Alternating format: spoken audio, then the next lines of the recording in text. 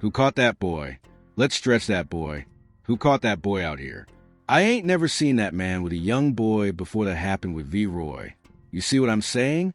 It's like he using that as a face card to be around him to make them look a little tough. You see what I'm saying? After King Von was sent to that lobby, it seems like these OBlock rivals been trying to push their way back into the picture. Even after all these years, Lil Tim been popping off online again, throwing little shots like he got nothing to lose, even though 5 whole years passed and the tension started to feel dangerous all over again.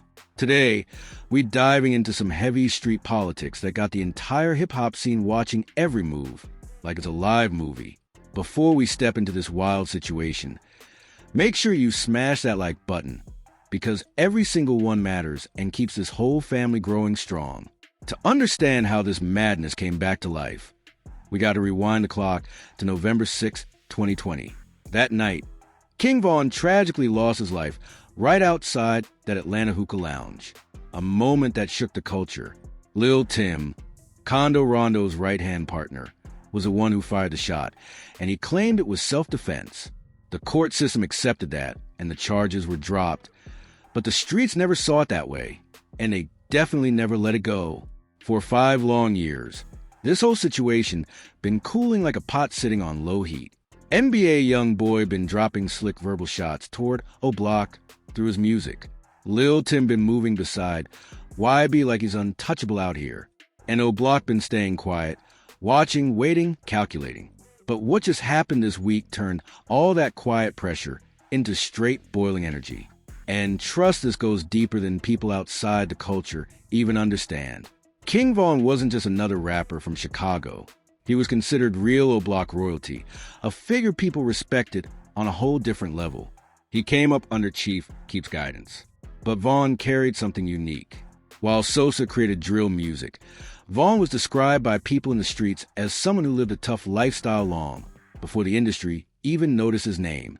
Folks been saying for years that he had a serious reputation way before he touched the studio booth. So when Von passed, it wasn't just the loss of an artist. OBlock lost someone they viewed as a major leader, someone they felt could help open doors for their future. And this is where things take a wild turn. NBA young boy just dropped a freestyle called Zero IQ, and the track came off super disrespectful toward King Von's legacy. But Lil Tim took it even further and made everything hit way harder. He jumped on TikTok, posted a video of himself vibing like nothing mattered, and he started rapping along to the wildest part of the song. The exact bars everybody online was heated about. Who popped that boy? I'm him. Who starts that boy? I'm him. Who? There was nothing hidden about it. No coded message. No clever cover-up. Lil Tim was basically bragging on social media in front of millions, acting like he was proud of the situation involving King Von. And he didn't care who saw it. The attitude behind it had people calling him reckless because the boldness was just unreal. Who caught that boy? You stretched that boy. Who caught that boy? What you got on that plate? That's all smoking like that. But what really set the internet on fire was the timing of that TikTok. Lil Tim posted that video on November 6, 2025, the same exact date King Von passed, just 5 years later. And here's where things got even crazier. That same day, November 6, 2025, Lil Tim's grandfather passed away, too. Same date, 5 years apart. When folks online started connecting the dates, the internet exploded with reactions. Now, let me break down why that TikTok hit different from all the other disrespect people been seeing online. Up until now, most of the shots were coming from music. Subliminals, metaphors, encoded lines artists could easily dodge if somebody tried to call them out. It gave people room to say, nah, I wasn't talking about that. But Lil Tim threw all of that in the trash without hesitation. He stared right into the camera, rapped those exact words with full confidence, and made sure everybody could understand what he meant without guessing. And the setup of the video made it obvious this wasn't some quick, random moment. He looked like he was inside a studio or a spot with a professional setup. Clean lighting, crisp audio, everything looking intentional. This wasn't no spontaneous vibe. This was clearly planned content built to get the maximum reactions and send a message that couldn't be misunderstood. And Trust OBlock wasn't letting that slide.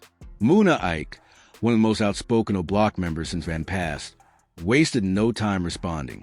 He jumped straight onto social media to address Lil Tim personally, letting him know that the disrespect wasn't being ignored and OBlock wasn't turning the other cheek on a move like that. Ike went straight at Lil Tim, calling him out for trying to use King Von's passing like some kind of face card to stay in the spotlight. And he questioned why Tim only popped up around NBA YoungBoy after the situation happened with Von. Ike made it clear he wasn't buying that sudden friendship at all. In that interview with FYBJ Maine that been spreading everywhere, Ike laid it out real direct. He said, "I ain't never seen that man with YoungBoy before. That situation with Von happened. He using that like a face card be around him to make them look a little tough. That alone had people listening close, because he wasn't sugarcoating anything. Ike wasn't just talking about music or internet moments either. He called out the way Lil Tim been carrying himself since that night in Atlanta. He pointed out how Tim been making songs about the situation, bragging on stage and acting like he's some type of street legend, when in Ike's words, seeing that man with YoungBoy before that underscore happened with Roy. You see what I'm saying? It's like he using that like as a face card to be around him like to make them look a little tough. You see what I'm saying? Okay, that's how I look at it. But I ain't really like so. If it was something that ain't much I can say, because I'm working on my way up, and you see what I'm saying? I ain't my time going to come. It's whatever. But it's just that specific. The situation wasn't handled like real street business at all.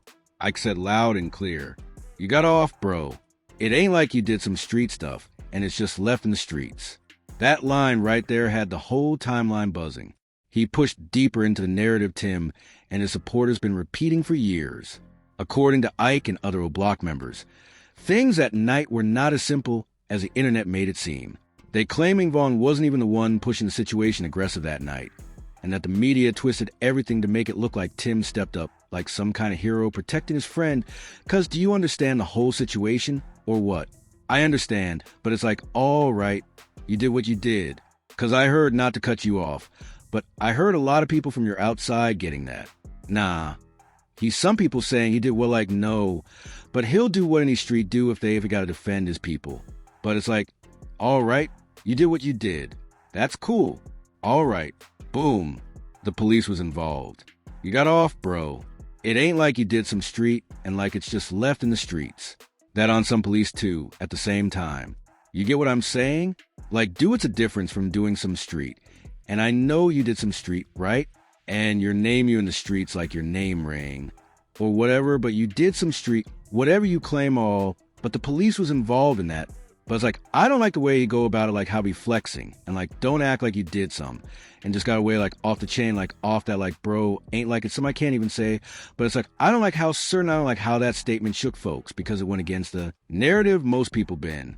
Repeating for years, Ike finished by saying Tim should keep things humble because the same type of situation he bragging about can flip on anyone if they're not careful. Ike warned that moving reckless can come right back around, and anyone thinking they're untouchable can get hit with reality fast out here. Humble gang. You see what I'm saying? Yeah, I feel like he ain't humble about that, like, cause the same way like you did what you did, that could happen to you too, gang. Like on some easy, you see what I'm saying? Okay, bro. You got lucky how you did what you did. You defended you stood your ground, whatever. But it's like it's just the way like had be playing out now, like all that on stage and okay. Yeah, like I don't be liking that game cause gangster was a gangster. That's what I'm saying. Ain't doing no like with like that, bro. It's like, bro, you got lucky really, bro. Like it ain't like you was on no face till you ain't have to face this man face to face. And just you got lucky. His back.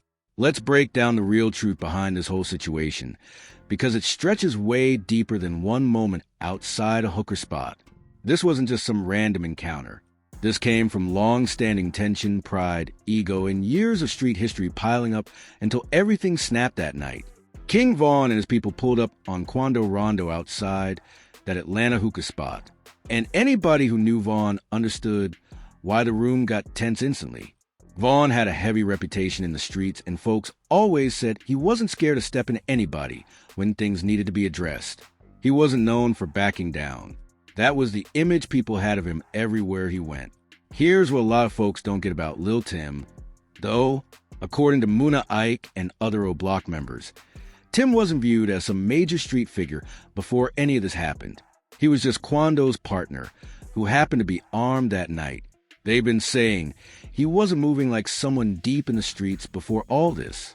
He was just caught in a serious moment and reacted to protect his friend.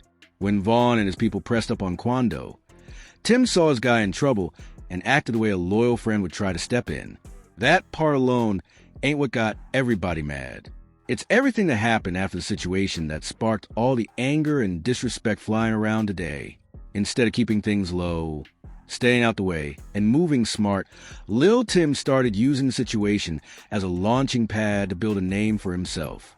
He linked up heavy with NBA YoungBoy, started making tracks about the moment, and began pushing this new image like he was some longtime street powerhouse. That's what really pushed OBlock over the edge. Not just the loss itself, but the way he'd been carrying himself since day one afterward. And now we got to talk about the NBA YoungBoy connection, because this is where things get messy for real. YoungBoy and Lil Durk been locked in a long-running feud for years, long before anything happened with Vaughn. So when the situation in Atlanta went down, it handed YoungBoy a new way to push his rivalry with Durk even harder. Suddenly, Tim went from being Kwando's quiet homeboy to being plastered everywhere next to YoungBoy, traveling, performing, and moving like he was part of the main circle.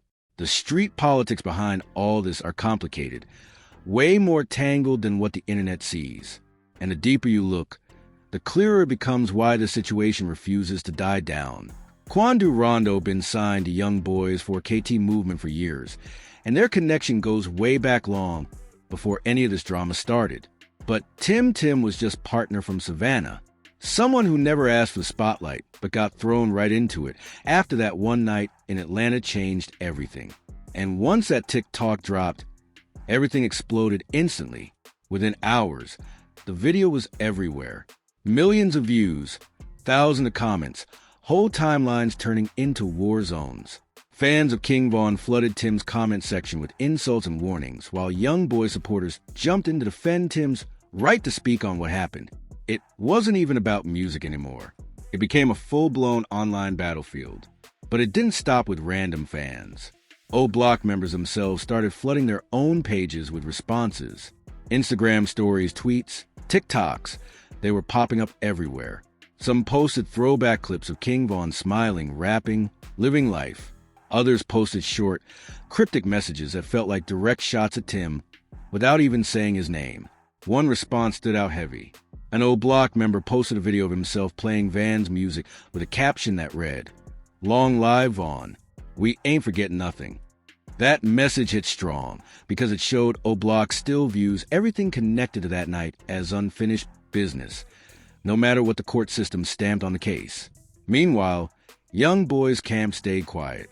YB himself hasn't jumped online to address any of OBlock's messages or the rising tension. But word behind the scenes is he boosted security around Tim and the rest of the crew. That alone shows they're watching the situation close, even if they're not speaking on it publicly.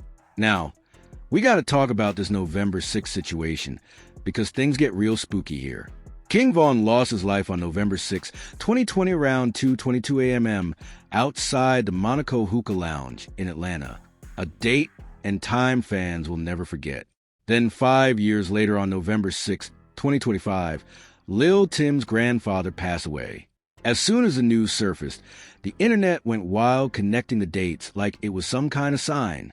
Vaughn supporters started saying this was proof that their man reached out from the afterlife to get some form of justice, pointing out how Tim posted that disrespectful TikTok on the exact same day his grandfather passed. The timing had people talking everywhere. TikTok, Instagram, Twitter, all filled with theories, fears, and heated debates about whether the date was just coincidence or something deeper. Some people online been calling the whole situation cosmic justice and Vaughn's revenge, while Tim's supporters been trying hard to brush it off, claiming it's nothing more than coincidence. They saying folks are overthinking it, but no matter how you spin it, the timing feels wild. Especially when you look at how calculated Tim usually is with everything he posts online.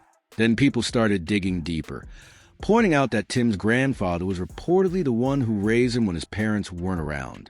So losing his grandfather on the same date the situation with Vaughn happened had the internet talking nonstop, folks calling it some type of spiritual payback or balance being restored in the universe.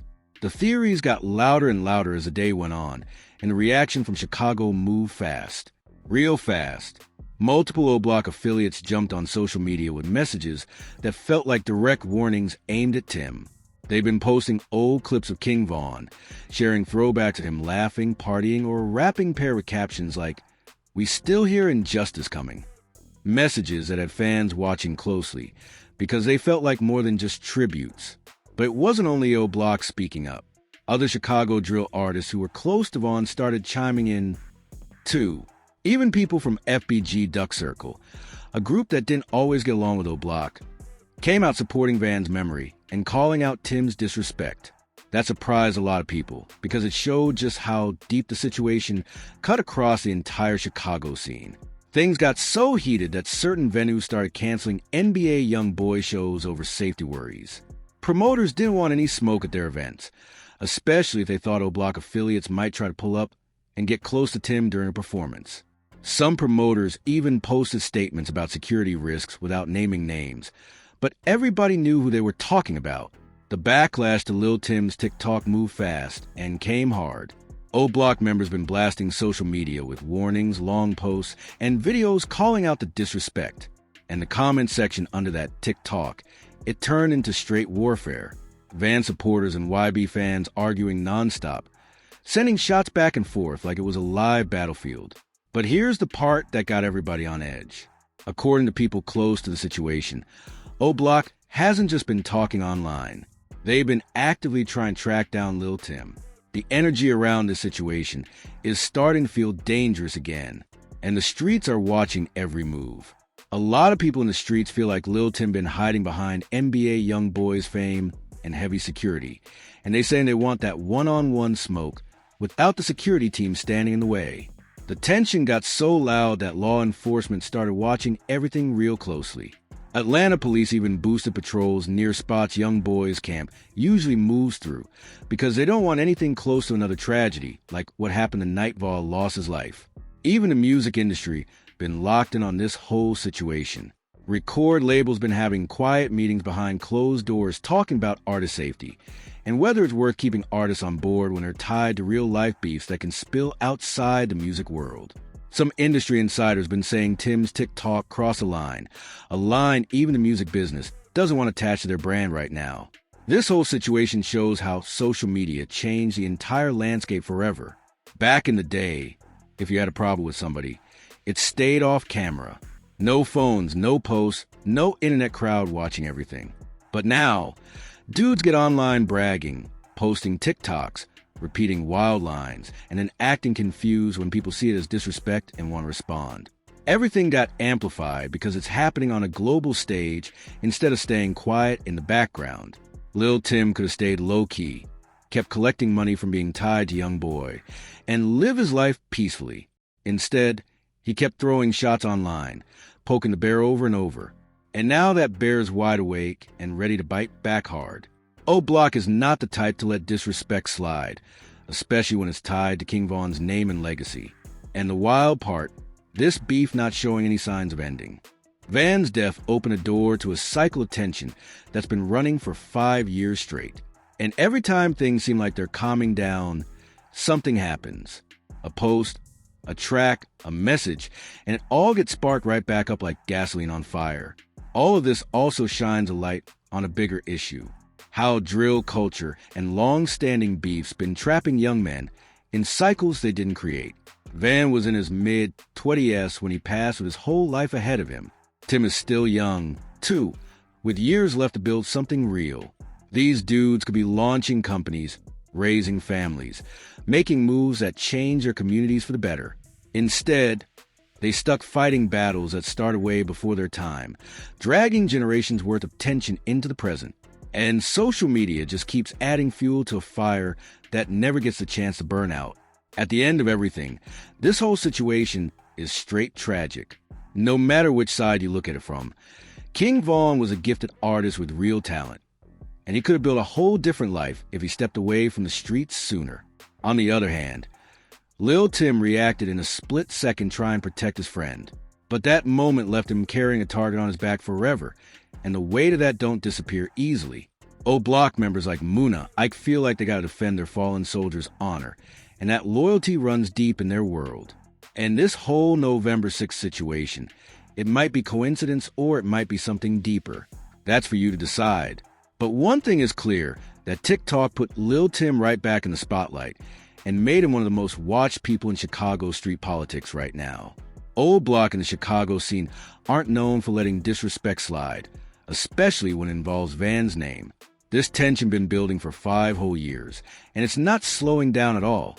Every post, every disc, every track keeps adding new energy to a situation that already feels explosive. At this point, the real question isn't if something else is going to happen. It's when. So, tell me what you think. Was Lil Tim wrong for posting that TikTok, or was he just speaking his mind like anybody else would? And what about that November 6th connection? Pure coincidence or something deeper that nobody can explain? Drop your thoughts in the comments because this conversation is far from over. Now listen, before you dip out, make sure you smash that like button and show love because every tap helps this movement grow strong. Share this video with your homeboy so they can tap into the story too. And if you're new here or been watching without joining the family, hit that subscribe button right now and turn them notifications on so you never miss when we drop heat. The streets never sleep, and we're just getting started. There are way more stories to uncover, way more truth to break down, and tomorrow's upload is about to be even crazier, even deeper, and absolutely unmissable. Join the family, stay locked in, and keep rocking with us every single day. We'll catch you in the next one right here at Rap Mirage, where the truth of the streets lives.